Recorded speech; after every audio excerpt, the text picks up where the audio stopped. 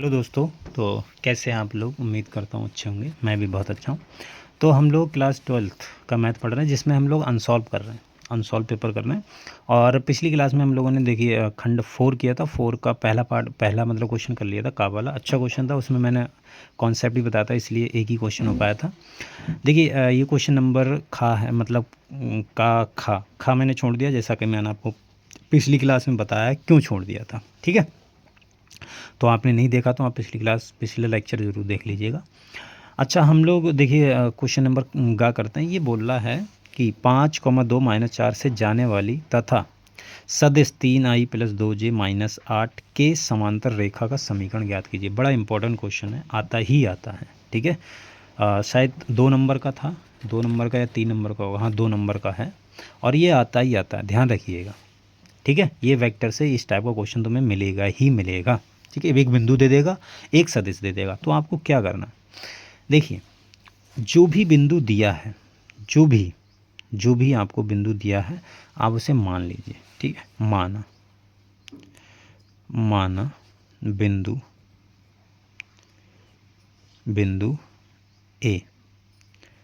ए बराबर जो ये दिया 5,2 - 4।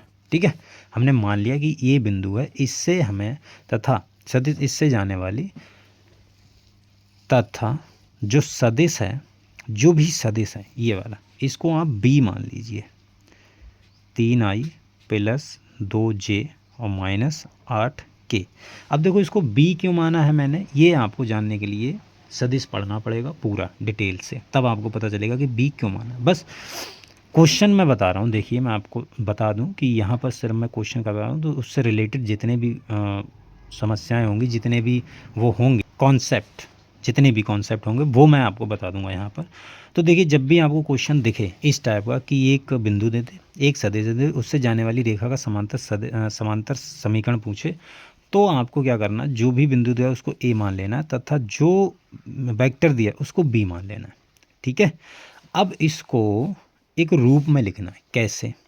देखो, इसको रूप में ये लिखना है कि ऐसे लिखना है कि ओ ए बराबर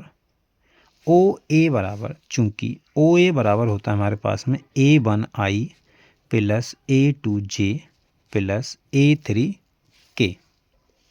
ठीक है, देखिए, ओ ए बराबर आपको लिखना है, चूँकि हमें पता A1i + A2j + A3k होता है, ये हमेशा होता है ओ ए बराबर। ठीक है, ओ ए को हम वेक्टर ए मानते हैं, A1i + A2j + A3k, और बी बराबर हमारे पास में दिया हुआ, जहाँ देखो A1 A2 क्या है, जहाँ A1, A2, A3 बराबर जो ये बिंदु दिया रहता है ना, यही होता है 5,2 - 4। ठीक है, तो हमारे पास में इसलिए ए वाला वेक्टर क्या बन जाएगा, ए वाला हमारे पास में वेक्टर बन जाएगा 5i + 2j और -4k। ठीक है, और बी बराबर ये वेक्टर दिया ही है 3i + 2j और -8k। ठीक है, तो देखियो, ये हमेशा जब भी बिंदु दिया, ये हमेशा आपको काम करना ही करना है। ठीक है, बी बराबर हमारे पास में वेक्टर चल ही रहा है।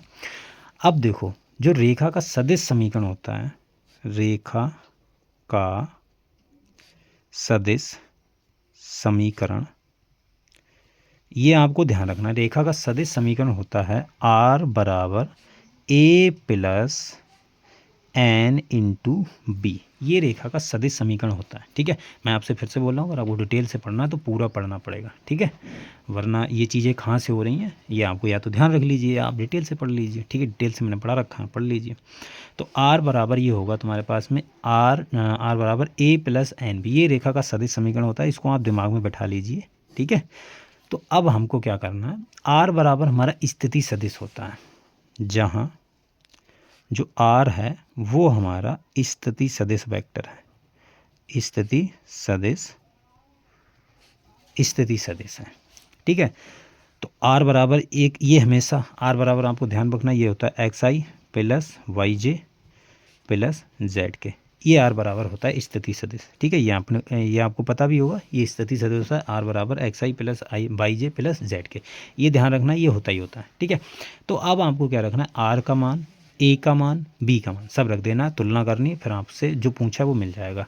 तो इसलिए आर बराबर क्या रखेंगे हम, एक्स आई प्लस वाई जे प्लस जेड के, ठीक है, बराबर ए बराबर हमारा वेक्टर क्या है, ये वाला, ये रख दीजिए 5i plus 2j minus 4k और प्लस n, और b बराबर क्या, b बराबर 3i plus 2j minus 8k, ठीक है।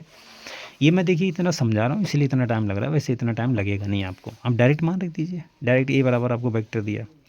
अब यहाँ से इसको सॉल्व कीजिए, एक्स आई दिया ही है प्लस वाई जे प्लस जेड के।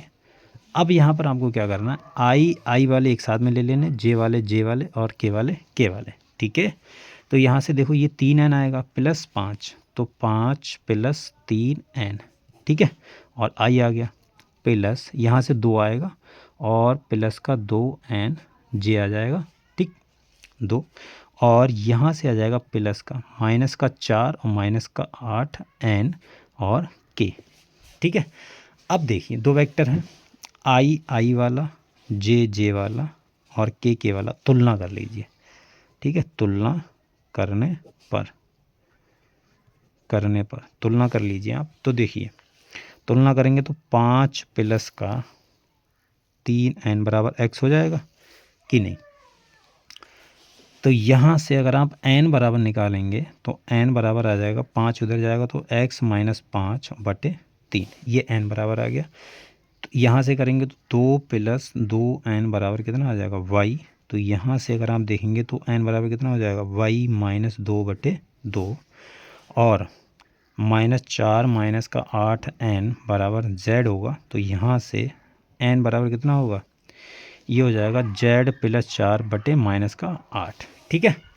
अब देखिए तीनों चीज़ें, ये भी n के बराबर है, ये भी n के बराबर है, ये भी n के बराबर है, तो तीनों चीज़ें आपस में बराबर होंगी कि नहीं। इसलिए रेखा का समीकरण क्या होगा, x माइनस 5/3 और y माइनस 2/2 और z प्लस 4 माइनस का 8, ये तीनों चीज़ें बराबर होंगी क्योंकि तीनों चीज़ें n के बराबर हैं। तो बस ये आंसर हो गया, क्लियर। तो ये आपको क्वेश्चन ध्यान में रखना, ये क्वेश्चन आता है इस टाइप का, हमेशा आएगा, ध्यान रखना, हर साइड में आपको मिलेगा ही मिलेगा और इस बार भी मिल सकता है, ठीक है। तो ये आपको ऐसे ही सॉल्व करना है जैसे मैंने आपको बताया है, ठीक है। 2 नंबर में आएगा, 2 नंबर, ये आपको इतना टाइम नहीं लगेगा, बहुत कम टाइम लगेगा, 2 नंबर का 2 ही मिनट लगेंगे, अगर आप ध्यान से देखेंगे तो 2 ही मिनट लगेंगे। मैंने आपको समझाया पूरे डिटेल से, इसलिए आपको मुझे समय लगा, लेकिन आपको समय नहीं लगेगा और नहीं लगना चाहिए समय, ठीक है। चलिए फिर आज के लिए इतना रखते हैं, मिलते हैं अगली वीडियो में, तब तक के लिए बाय।